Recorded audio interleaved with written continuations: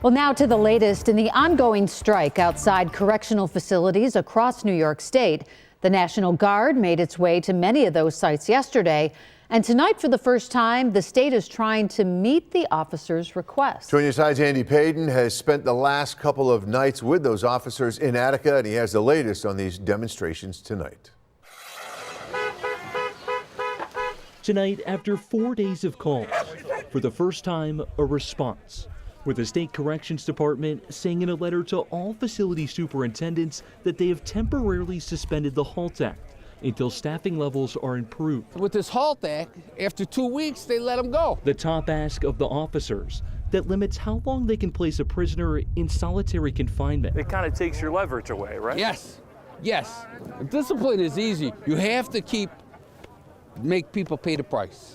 You know what I mean? Otherwise, they don't care. Otherwise, yeah, they come out 2 weeks later and do it all again. This temporary suspension, the first example of the state trying to meet the officers' demands. But according to retirees like Richard Harcrow, it's not enough. No, we don't want it temporary because you're going to come back in 2 weeks and reinstitute it, and then we did all this for nothing.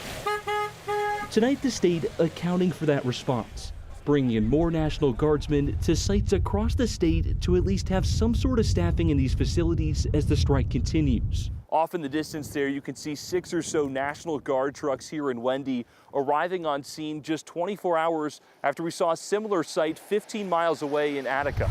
But the State Correctional Department also setting a deadline, saying any officer that returns to work by midnight won't be disciplined for violating Taylor's Law, which prohibits state employees such as these officers from striking. I started in the department in 17, and I was assaulted in 2022, and I never went back. Discipline that former officers like Jenna Coten— No, I can't talk about it. Looking at those walls upsets me. —says doesn't faze them. They knew the risk coming out here, but it's worth it if something changes. If we can walk in there and not have to worry about feces thrown at us, getting stabbed, getting sexually assaulted, if we can go in there and just a little bit is lessened, then that's why we came out here. Tonight, after 4 days of calls, the first response— You don't see anyone walking inside those doors at midnight. No. —declined. This will continue on past midnight. Yes, sir. See you tomorrow. Now, a mediator has been brought in to hopefully create some sort of resolution here and seize these scenes that we've been seeing here in Attica and across the state for almost 4 days now. I'm told those talks will start as soon as Tuesday.